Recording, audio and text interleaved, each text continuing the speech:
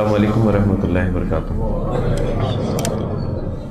نحمدہ و نصلی علی رسولہ الکریم، اما بعد، اعوذ باللہ من الشیطان الرجیم، بسم اللہ الرحمن الرحیم۔ قال اللہ سبحانہ وتعالی فی القرآن المجید، فی القرآن الحمید: یا ایھا الناس قد جاءتکم موعظۃ من ربکم وشفاء لما فی الصدور۔ صدق اللہ العظیم۔ رب اشرح لی صدری ویسر لی امری واحلل عقدۃ من لسانی یفقہوا قولی، رب زدنی علما، آمین یا رب العالمین۔ ہر طرح کی تعریف اللہ سبحانہ و تعالیٰ کے لیے ہے، جو رب ہے تمام جہانوں کا، اور جس کے اختیار میں ہم سب کی جان ہے، اور بالآخر ہم سب کو اسی کی طرف لوٹ کر جانا ہے۔ کروڑوں درود و سلام نبی کریم صلی اللہ علیہ وسلم کی ذات اقدس پر،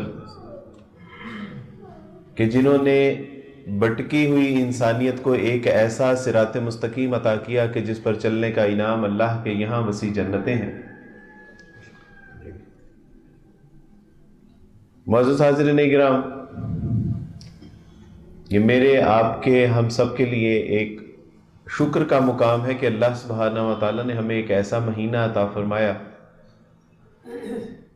کہ جس میں نہ صرف مومن کا رزق بڑھا دیا جاتا ہے، اس کے نوافل کو، فرض اور فرائض کو 70 بلکہ 70 سے بھی کہیں زیادہ اجر و ثواب سے نوازا جاتا ہے، اور مزید یہ کہ اللہ سبحانہ و تعالی کی مغفرت، اس کی رحمت اور اس کی خوشنودی حاصل کرنے کے لیے اللہ سبحانہ و تعالی نے اتنے آسان، اہم اور نمایاں مواقع فراہم کر دیے کہ جس کا ساری زندگی بھی شکر کرتے رہیں تو شاید اس کا حق ادا کرنے سے قاصر ہی رہیں گے۔ واقعہ یہ ہے کہ جس طرح اللہ سبحانہ و تعالی نے اپنے بندے کے معاملات کو پیش نظر رکھتے ہوئے اپنی محبت، اپنی مغفرت اس کے لیے عام کر دی، تو اس کے حصول کے ذرائع بھی اس نے عام اور آسان کر دیے۔ اس رمضان کا ایک بہت بڑا مقصد اللہ سبحانہ و تعالیٰ نے یہ ارشاد فرمایا کہ دیکھو، میں نے تم پہ ایک مہینے کے روزے فرض کیے ہیں۔ یا ایھا الذین آمنوا کتب علیکم الصیام کما کتب علی الذین من قبلکم، اور ایک تسلی بھی ساتھ ہی دے دی کہ دیکھو یہ مشقت صرف تمہارے لیے نہیں ہے، بلکہ تم سے پہلے جو اقوام اور جو تہذیبیں تھیں، جو امتیں تھیں، جو مذاہب اور ادیان تھے، یہ ان کے لیے بھی تھا۔ اور مقصود بھی بتا دیا کہ اس سے مقصود یہ ہے کہ لعلکم تتقون۔ اور ہمارے یہاں تقوی کا ایک عام ترجمہ یہ بھی کیا جاتا ہے کہ شاید اللہ سبحانہ و تعالیٰ بہت غضبناک ہے، وہ بہت غصے والے ہیں، اگر تم نافرمانی کرو گے تو اللہ سبحانہ و تعالیٰ آگ میں ڈال دیں گے۔ اور اس کا جو اہل دل نے ترجمہ کیا ہے وہ یہ ہے کہ تقوی کا مطلب یہ ہے کہ اللہ کی خوشنودی حاصل کی جائے اور اللہ کی ناراضگی سے بچنے والے کاموں سے اجتناب کیا جائے۔ اور یہ تب تک ممکن نہیں ہے کہ جب تک اللہ سبحانہ و تعالیٰ کی معرفت اور اس کا عرفان حاصل نہیں ہوگا۔ اور اللہ سبحانہ و تعالیٰ کی معرفت اور اس کا عرفان حاصل کرنے کے لیے بنیادی جو ذریعہ ہمارے پاس ہے وہ قرآن مجید، قرآن فرقان حمید ہے۔ اور اس کے ساتھ ہمارا جو رویہ ہے، سچی بات ہے کہ بعض اوقات دل خون کے آنسو روتا بھی ہے کہ ایک صاحب نے جب ایک قاری صاحب کی اپنے گھر میں دعوت کی، اور دعوت کے دوران انہوں نے کچھ سامان رکھا اور سامان کے ساتھ کچھ پیسے بھی پڑے ہوئے تھے، اور وہ صاحب اندر گئے افطاری کا سامان لینے کے لیے۔ جب وہ باہر آئے تو وہ پیسے موجود نہیں تھے۔ خیر انہوں نے افطاری کروائی۔ افطاری کروانے کے بعد انہوں نے ان کو رخصت کیا، سوچا، بھائیوں سے مشورہ کیا، بات کریں نہ کریں، یہ سوچتے ہوئے 1 سال گزر گیا۔ اور اگلا رمضان آ گیا۔ جب اگلا رمضان آیا تو انہی قاری صاحب کو بلایا، اور چاہتے نہ چاہتے ان قاری صاحب کو یہ کہہ دیا کہ حضرت پچھلی بار جب آپ آئے تھے تو آپ کی افطاری کے دوران میں نے کچھ سامان اور پیسے رکھے تھے، میں اندر گیا تھا، وہ پیسے جب میں واپس آیا تو مجھے نہیں یہاں پر ملے، اور آپ کے سوا وہاں پر کوئی فرد بھی نہیں تھا۔ تو ان قاری صاحب نے کہا کہ مجھے افسوس اس بات کا نہیں ہے کہ آپ نے میرے اوپر شک کیا ہے، بلکہ مجھے افسوس اس بات کا ہے کہ پورا سال گزر گیا اور آپ نے قرآن مجید کھول کر بھی نہیں دیکھا۔ کہ حضرت میں اپنے پیسوں کا تقاضا کر رہا ہوں اور آپ مجھے کہہ رہے ہیں کہ میں نے قرآن مجید نہیں کھول کے دیکھا۔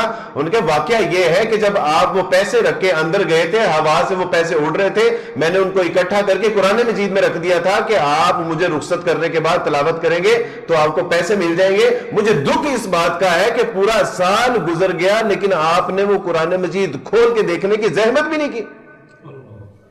قرآن کے ساتھ ہمارا عمومی رویہ یہ ہے کہ جس سے ہمیں اللہ سبحانہ و تعالیٰ کی علم اور اس کا عرفان اور اس کی معرفت حاصل ہونی تھی،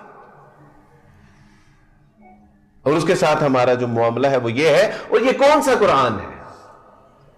وہ قرآن کے جس کو اللہ سبحانہ و تعالیٰ ارشاد فرماتے ہیں کہ بل ہوا قرآن مجید فی لوح محفوظ، یہ تو لوح محفوظ میں تھا۔ یہ وہ قرآن کہ جس کو کائنات کے بادشاہ، کائنات کے الہ نے زمین پر نازل کیا۔ یہ تو وہ قرآن تھا کہ جس کو جو لے کے آتا ہے اس کو فرشتوں کا سردار بنا دیا جاتا ہے۔ اور یہ وہ قرآن کہ جس نبی اور رسول کے اوپر نازل کیا جاتا ہے اس کو انبیاء علیہ الصلوۃ والسلام اور سلاطین کا، رسولوں کا سردار بنا دیا جاتا ہے۔ اور جس رات میں نازل ہوتا ہے اس کو لیلۃ القدر، لیلۃ القدر خیر من الف شہر، 83 سال کی عبادت سے بھی بہتر اللہ سبحانہ تعالیٰ کہتے ہیں کہ وہ ایک رات کس سبب سے، اس کا اعجاز کیا تھا، اس کا کمال کیا تھا؟ وہ یہ تھا کہ اس میں قرآن نازل ہوا تھا۔ وہ مہینہ، مہینوں کا سردار بنا دیا گیا کہ جس مہینے کے اندر وہ رات آتی ہے، اور جس امت کے لیے نازل کیا جا رہا ہے اس کو اللہ سبحانہ و تعالیٰ نے کیا اعزاز عطا فرمایا؟ اس کو فرمایا کہ یہ امت وسط، امت خیر۔ آپ تصور کیجئے کہ وہ جس کے ساتھ جڑتا ہے اس کو باکمال اور لازوال بنا دیتا ہے، اور جب میں اور آپ اس قرآن کو پڑھیں گے تو مجھے اور آپ کو وہ باکمال اور لازوال نہیں بنا دے گا۔ اللہ سبحانہ و تعالیٰ سے about this قرآن، لو انزلنا هذا القرآن على جبل لرأيته خاشعا متصدعا من خشیۃ اللہ، کہ یہ وہ قرآن ہے، کتاب ہے کہ جس کو ہم کسی پہاڑ پر نازل کرتے تو وہ دبتا پھٹتا ریزہ ریزہ ہو جاتا۔ اور اسی قرآن کے اندر ایک چونٹی کا تذکرہ ہے، یا ایھا النمل ادخلوا مساکنکم، اس چونٹی کا تذکرہ کر کے اللہ سبحانہ و تعالیٰ نے اس چونٹی کو عبدالعباد، اس کا نام لینا، اس کا واقعہ، اس کا تذکرہ کرنا بھی اللہ نے عبادت بنا دی۔ یہ قرآن کا اعجاز، اس کا کمال ہے۔ اگر ہم اللہ کا تقوی اختیار کرنا چاہتے ہیں تو وہ اللہ کون ہے، وہ مجھ سے کیا چاہتا ہے، وہ مجھے کیسے نجات عطا فرمائے گا۔ اور میرے جیسا ایک عیسائیوں کا بچہ جو جب پیدا ہوا تو باپ، بیٹے، روح القدس، میری اماں کہتی ہیں کہ میں نے تمہارے ماتھے کے اوپر بہت دھیان کے ساتھ صلیب کا نشان بنایا تھا، پتہ نہیں تم کیسے موحد ہو گئے ہو، میں نے تو 3 خداؤں کے ساتھ برکت دی تھی۔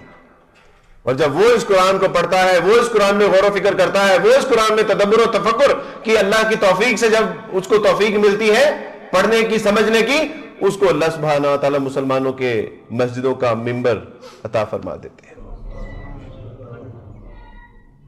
اللہ سبحانہ و تعالیٰ کو پتا تھا کہ اقوام میں کچھ افراد ایسے بھی ہوں گے کہ جن کو تیرے رب کا علم بھی نہیں ہوگا، اس کا عرفان بھی میسر نہیں ہوگا۔ اس لیے اللہ سبحانہ و تعالیٰ نے کہہ دیا کہ محمد صلی اللہ علیہ وسلم ان سے کہہ دیجئے، آنے والی نسلیں قیامت تک لوگ پوچھتے رہیں گے کہ what about اللہ سبحانہ و تعالیٰ، وہ تذبذب کا شکار رہیں گے، وہ آئسولیشن میں چلے جائیں گے، انزائٹی کا شکار ہو جائیں گے، ٹینشن میں رہیں گے کہ اللہ کون ہے، کس طرح ہے، وہ کتنے ہیں، وہ 3 ہے، 13 ہے، 33 کروڑ ہے، وہ کھڑا ہے، پڑا ہے، وہ زندہ ہے، مردہ ہے، وہ کیا کیفیت ہے، اس کی کیا حیت ہے۔ میں جس مذہب سے آیا ہوں آج تک اس مذہب کے اندر خدا کی ڈیفینیشن ہی نہیں ہو سکی کہ وہ انسان ہے، وہ روح ہے، انسان اور روح کا مرکب ہے، وہ انسان ہے، جسم کے ساتھ ہے یا جسم کے بغیر ہے؟ کیا اسے موت آ سکتی ہے؟ وہ زندہ ہے؟ وہ مر جاتا ہے؟ وہ اٹھا لیا جاتا ہے؟ وہ کہ ابھی تک آج تک وہ تین ہے، ایک ہے، اس کی ڈیفینیشن ہی نہیں ہو سکی آج تک۔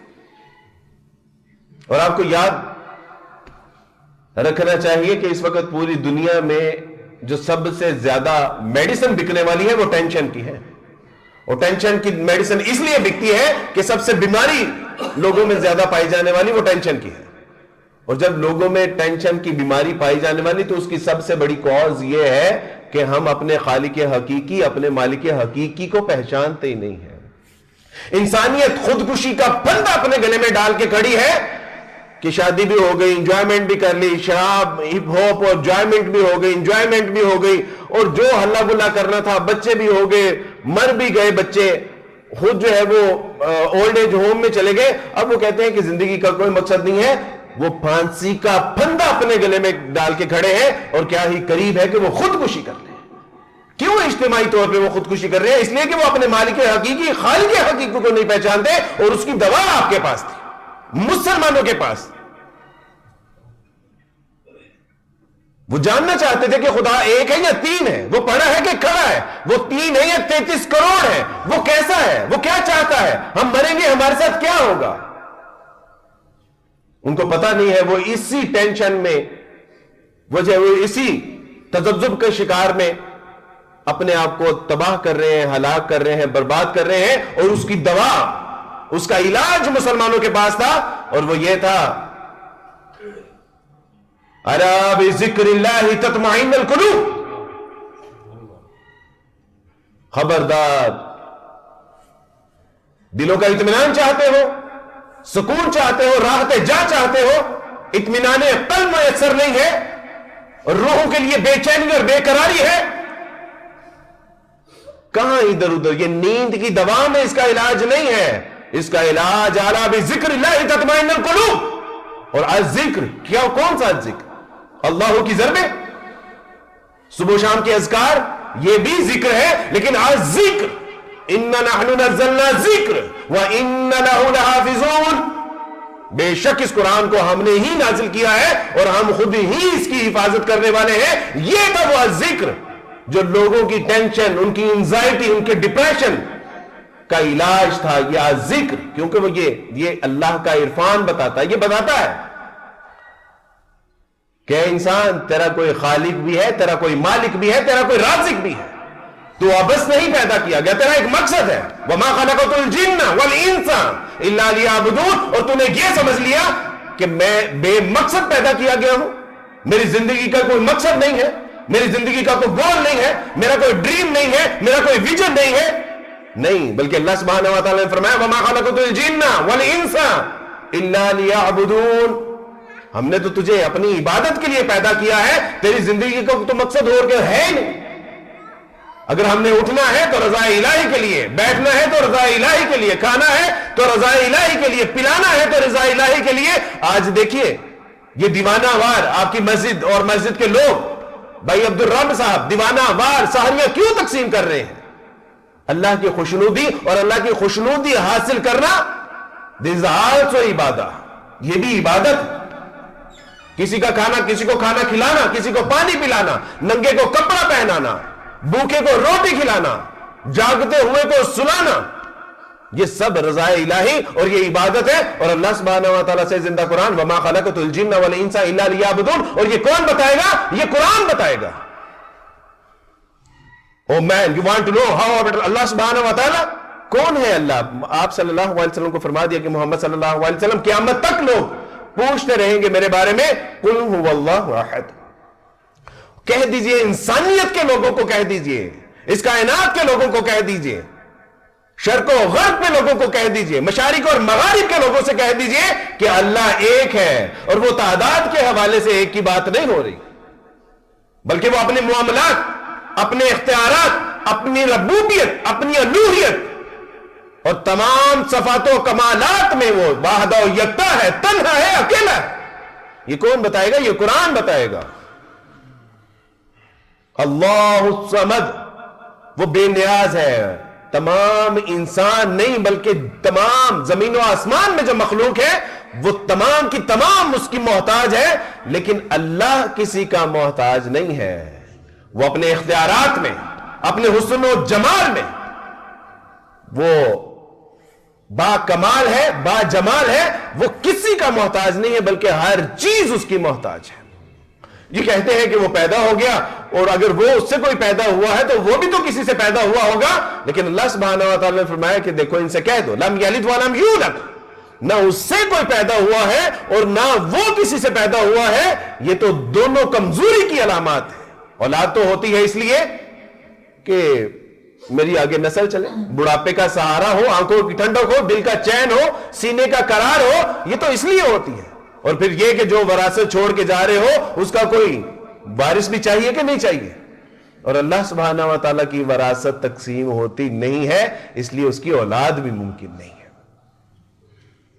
ایک صاحب کہنے لگے کہ عبد الوارث بھائی آپ زندہ خدا کے واحد اور اکلوتے بیٹے کو چھوڑ کے کسی اور کو نبی اور الہ مانتے ہیں، تو آپ کو اس پہ غور کرنا چاہیے. میں نے کہا کہ میرے باپ کے 4 بیٹے ہیں اور تمہارے الہ کا 1 بیٹا ہے. اگر یہی الوہیت کا معیار ہے تو میرا باپ تمہارے خدا سے زیادہ طاقتور ہے کہ اس کے 4 بیٹے ہیں اور تمہارے خدا کا 1 بیٹا ہے. What are you talking about, man? وہ خالق ہے، وہ مالک ہے، وہ رازق ہے. اس کو اولاد کی کوئی ضرورت نہیں ہے. وہ کہتا ہے کہ محمد صلی اللہ علیہ وسلم آپ فرما دیجئے کہ نہ وہ کسی سے پیدا ہوا نہ اس سے کوئی پیدا ہوا. وَلَمْ يَكُنْ لَهُ كُفُوًا أَحَدٌ، اور اس جیسا تو کوئی ہے ہی نہیں، نہ ربوبیت میں، نہ الوہیت میں، نہ کمال و جمال میں، نہ اپنے اختیارات میں، نہ اپنی جو ہے وہ اپنی قدرت میں. اس جیسا تو کوئی ہے ہی نہیں. اور میں پوری دنیا کو چیلنج دیتا ہوں کہ اگر ان 5 صفات میں کوئی ایک صفت بھی تم جس کو الہ مانتے ہو ان میں دکھا دو، سب سے پہلے عبد الوارث اس کو خدا ماننے کے لیے تیار ہے. فَإِن لَمْ تَفْعَلُوا وَلَمْ تَفْعَلُوا، اور اگر تم نہ کر سکو اور تم ہرگز نہیں کر سکتے.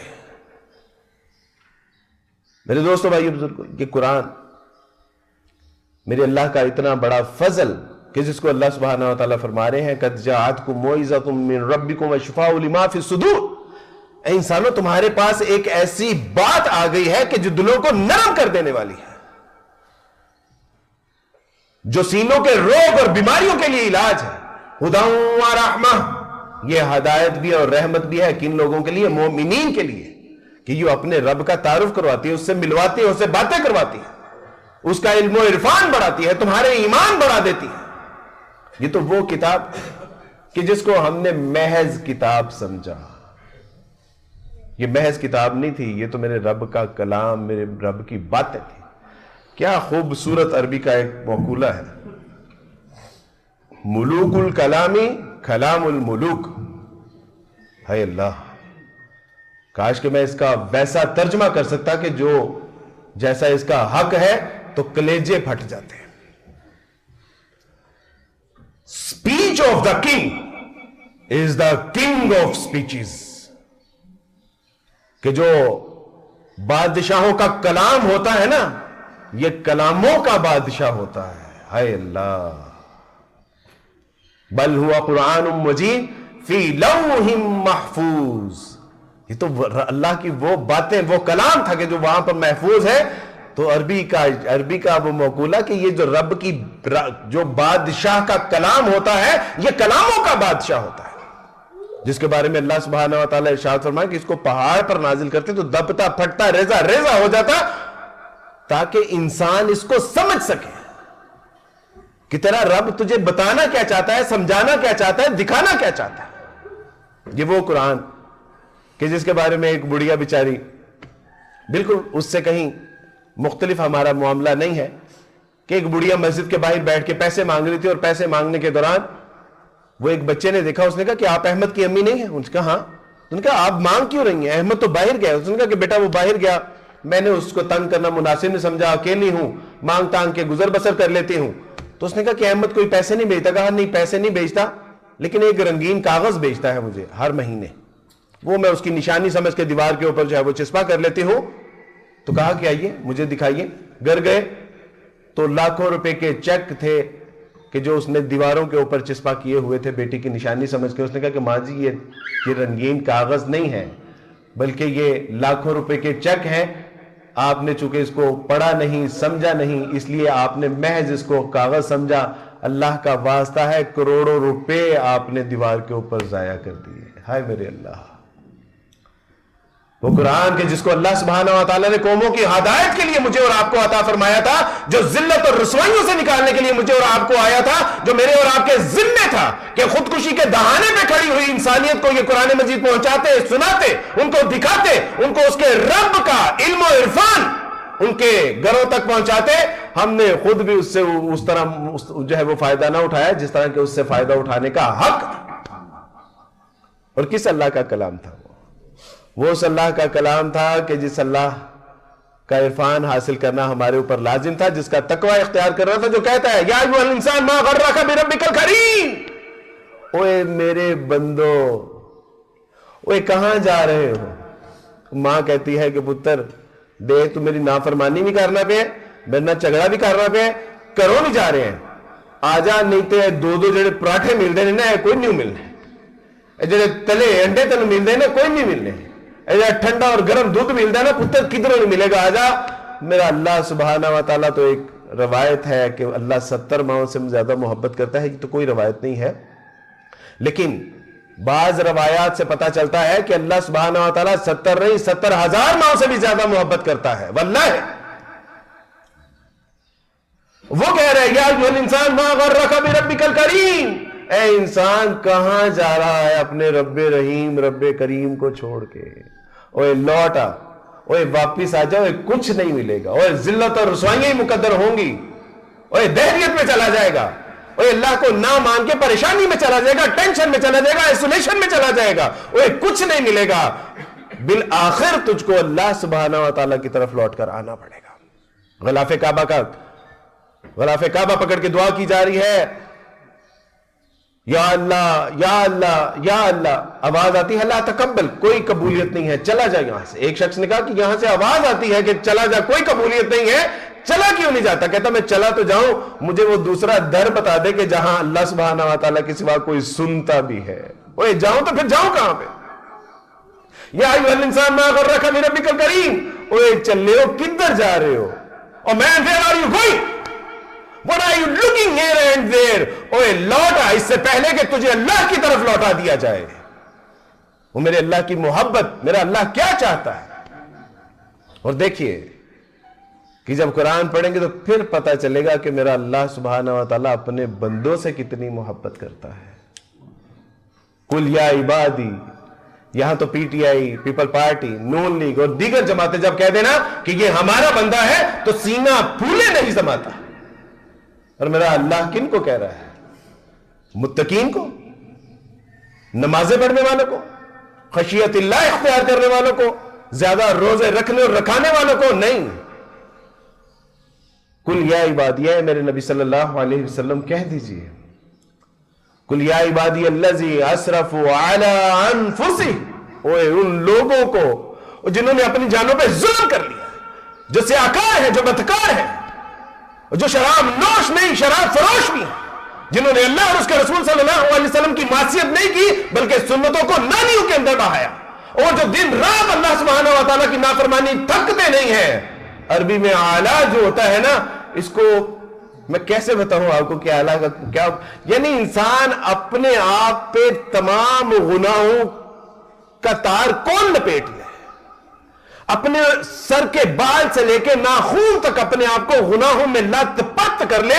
اللہ سبحانہ و کہتے ہیں علی انفسہم، اپنی جانوں کے اوپر انہوں نے ایسے گناہ کر لیا کہ ان کے جسم کا ایک بال بھی گناہ سے خالی نہیں ہے۔ ان سے کہہ دو لا تقنطوا من رحمت اللہ، اوے اپنے رب کی رحمت سے نا امید نہ ہو جانا، چلے ہو، وہ 70 نہیں 70,000 ماؤں سے بھی زیادہ محبت کرتا ہے۔ قل یا عبادی الذی اسرفوا علی انفسہم لا تقنطوا من رحمت اللہ، کہاں سے لائیں گے ایسا الہ تلاش کر کے میرے دوستوں؟ کہاں سے لے کے آئیں گے ایسا رب جو رب رحیم بھی ہے، رب کریم بھی ہے، جو کھلاتا بھی ہے، پلاتا بھی ہے، سلاتا بھی ہے؟ وہ جو ہماری نیکیوں کے نشان تو ہمارے ماتھوں کے اوپر جو ہے وہ واضح کر دیتا ہے، لیکن ہماری گناہوں کے اوپر ایسی چادر اپنی رحمت کی ڈال دیتا ہے کہ بعض کا ان گناہوں سے ہم بھی غافل ہو جاتے ہیں، لیکن میرا اللہ وہ کہتا ہے توبوا الی اللہ توبۃ نصوحا، اوے ایسی توبہ کر لو کہ توبہ کرنے کا حق ادا ہو جائے۔ اور پھر اسلام نے صرف گناہگاروں کو یہ کیٹاگرائز کیا۔ نبی علیہ السلام نے فرمایا کل بنی آدم خطاؤن وخیر الخطائین توابون،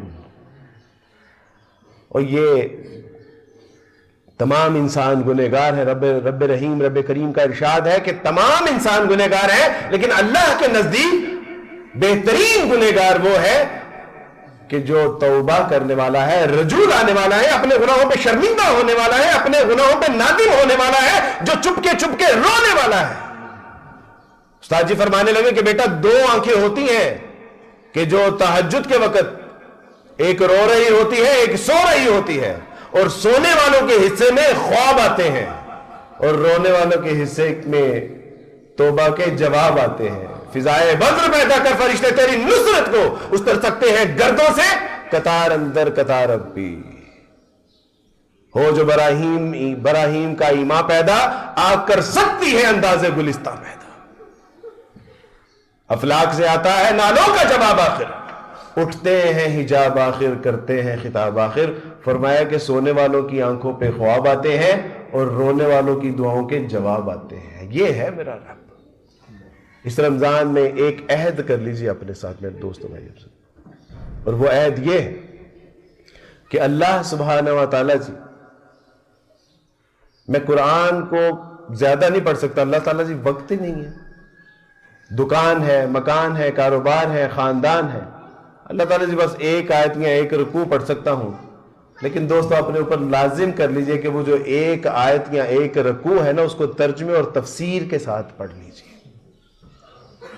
اور یہ جو مساجد میں فقیر صفت لوگ بیٹھے ہوئے نا، جو علماء اکرام ہیں، اگر میں عالم ہوتا تو آپ کہتے کہ اپنے جو ہے وہ علماء اکرام کا چورن بیچ رہا ہے، میں تو عیسائیوں کے گھر سے آیا ہوں یار، میں تو نہ سید کی کسی گدی کا مالک ہوں، نہ کسی خانقاہ کا مجاور ہوں، نہ کسی دربار میں بیٹھنے والا ہوں، نہ میرا کوئی باپ پیر تھا، نہ کوئی سید تھا، نہ گدی نشین تھا، میرا باپ تو ایک مالی تھا اور ایک عیسائی تھا۔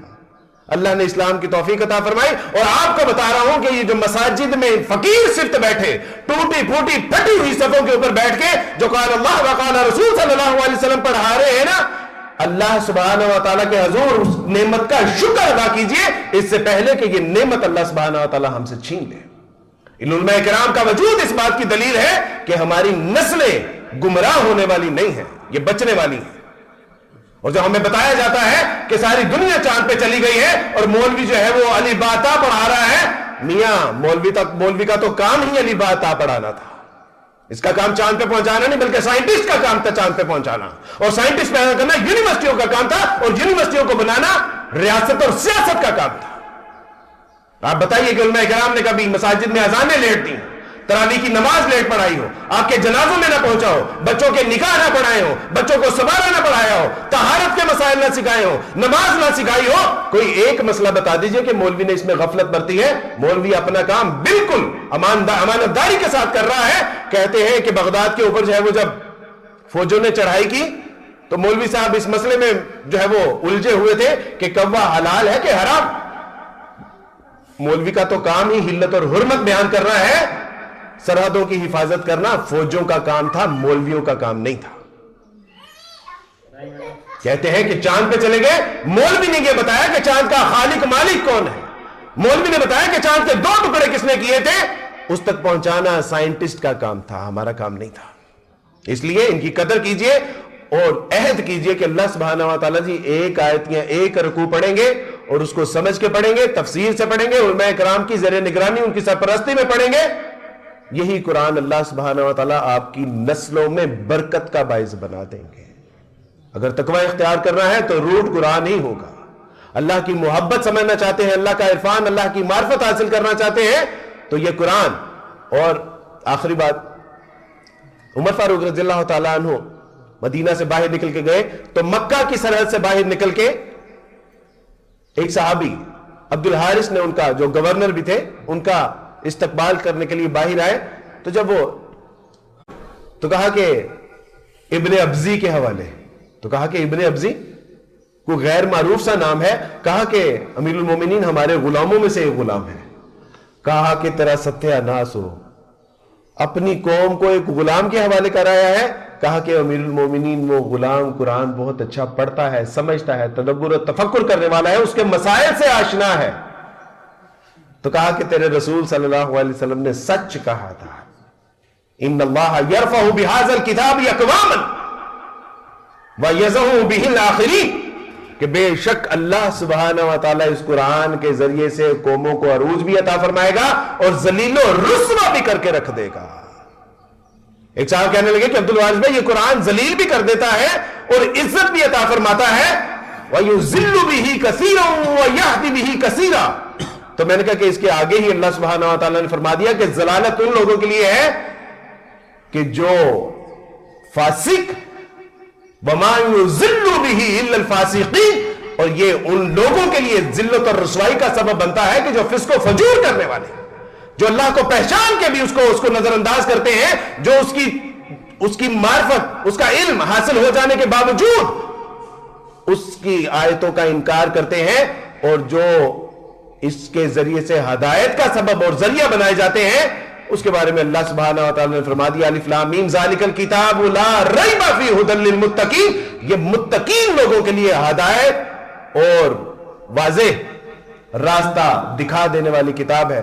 میرے دوستو، بھائیو، بزرگوں، یہ کتاب، اس قرآن، اس مہینے کی نسبت سے ہمارے لیے ایک واضح پیغام بھی ہے، میرے اور آپ کے لیے اللہ سبحانہ و تعالیٰ کے حضور توبہ کا ایک بہترین موقع ہے، اس کو پڑھنے کا، اس کو سمجھنے کا، اس کو یاد کرنے کا، اس کو آگے پہنچانے کا